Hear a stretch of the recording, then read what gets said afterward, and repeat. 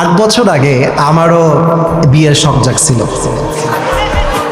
তো তাই নাকি? তো তোরা পুরুষ, আমি কি পুরুষ না রে?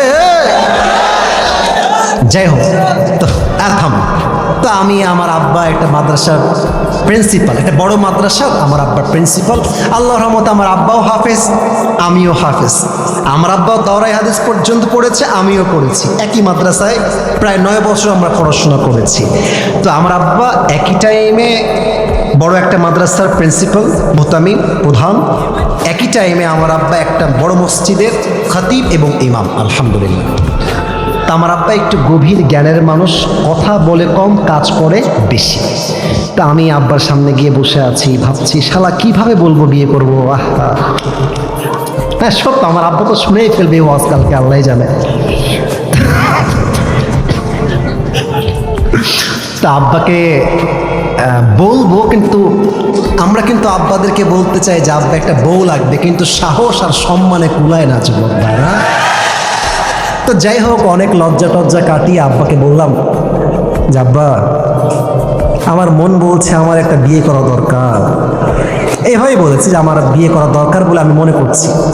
তো আমার আব্বা শোনার পরে আমার দিক তাকায় আছে, তাকাই আছে, আর মনে মনে ভাবছে শালা নিজে সব আমার টাকা দিয়ে, আর তুমি নিয়ে আসবা বিয়ে করে বউ, খাওয়াবে কিটা? কিন্তু আব্বা রাগী মানুষ, কিন্তু রাগ কন্ট্রোল করে বসে আছে। তো আব্বা বললো যে আব্বা শোনো, আমি আবার আমার ক্লাসে এবং পুরো মাদ্রাসায় 1 নাম্বার ছাত্র ছিলাম। এটা কিন্তু শো অফ করে কি লাভ? যুবকরা আমাকে 1 নাম্বার হলেও ভালোবাসতো, আমি ফেল হলেও যুবকরা আমাকে ভালোবাসতো, এটা আমার বিশ্বাস।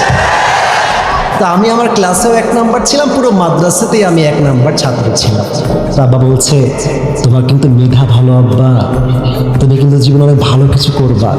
তো তুমি যদি এখন বিয়ে করো, তুমি তো মেয়ে মানুষের বাহিরের রূপ দেখেছো, ভেতরের রূপটা তুমি দেখো নাই আব্বা, একটু অপেক্ষা করো।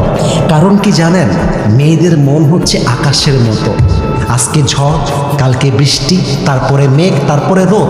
আজকে বলবি তোমাকে ছাড়া কাউকে ভালো লাগে, হ্যাঁ তোমাকে ছাড়া কাউকে বিয়ে করতে পারবো না জান।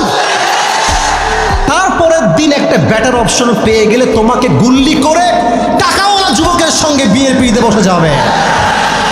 মেয়েদের মন পাল্টাইতে সময় লাগে না ভাইজান।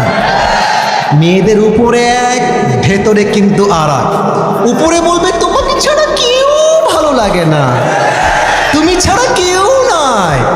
আর মেয়ের মা তো আর একরকম, যখন বিয়ের জন্য পাত্রী দেখতে যাবো, মেয়ের মা বলবে আমার মেয়েটা এত ভালো, আমার মেয়েটা না স্কুলে কখনো একা যায়নি, আমি নিয়ে গিয়েছি। আমার মেয়ে না কলেজেও একা যায়নি, আমি নিয়ে গিয়েছি। আমার মেয়েটা একদম মাসুম, দুধে ধোয়া তুলসী পাতা। কত দুধে ধোয়া তুলসী পাতা! বিয়ের পরে মোবাইল ফোনটা চেক করবা, দেখবা 1 ঘাটে নয় 12 ঘাটে পানি খেয়ে বিয়ে করেছে। তবে সব মেয়েকে আমি আসি খুঁজু 1 পাল্লায় মাপি না। তো যেমন খারাপ মেয়েও আছে, তেমন ফাতেমা চরিত্রবান মেয়েও এই বাংলাদেশে আছে। আমার আব্বা বললো যে আব্বা আমার মতামত হলো তুমি একটু পরে বিয়ে করো, মাস্টার্সটা কমপ্লিট করো, थोड़ा सा पैसा कमा लो, फिर से शादी कर लेना। কিন্তু আমার মন তো মানে না। আমি বললাম আমার বউ এখন লাগবেই আব্বা।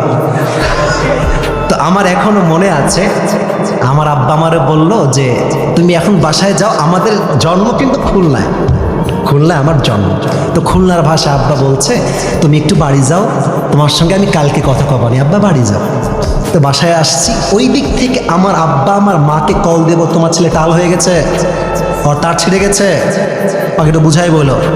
বাসায় ঢুকে দেখছি আমার মা অ্যাকশনের মোড়ে চলে আসছে। কিরে তোর আব্বাকে কি বলছিস তুই? আমি বলছি কি বললাম, কিছু বলি নাই তো। আরে কিছু বলি নাই। বলছে ও বিয়ে করতে চাও, নিজের পকেটে নাই 1 পয়সা, তুমি খাওয়াবো তোমার বউকে নিয়ে এসে।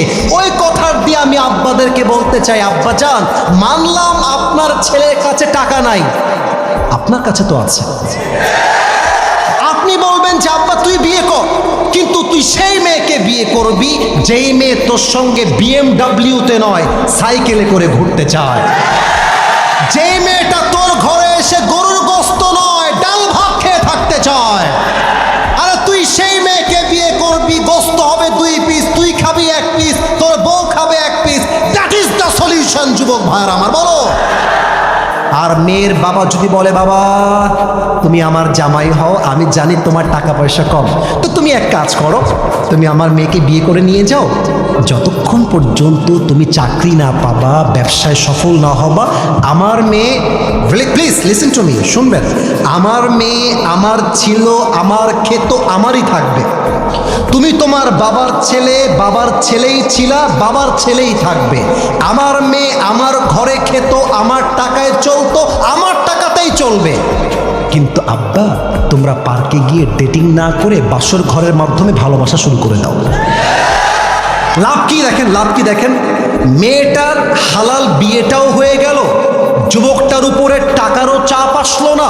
এদিকে যুবক যখন সফল হয়ে যাবে, আর দরকার হলে আমি আমার বউকে হেলিকপ্টারে করে আমার বাড়িতে সাজায় নিয়ে আসবো যুবক ভাইয়ারা আমার। কিন্তু বিয়েটা সহজ করে দেন আল্লাহ। আমার আব্বা জানদেরকে, আমার প্রিয় মা বোনদেরকে বোঝার তৌফিক দান করুক, পড়েন সবাই আমিন।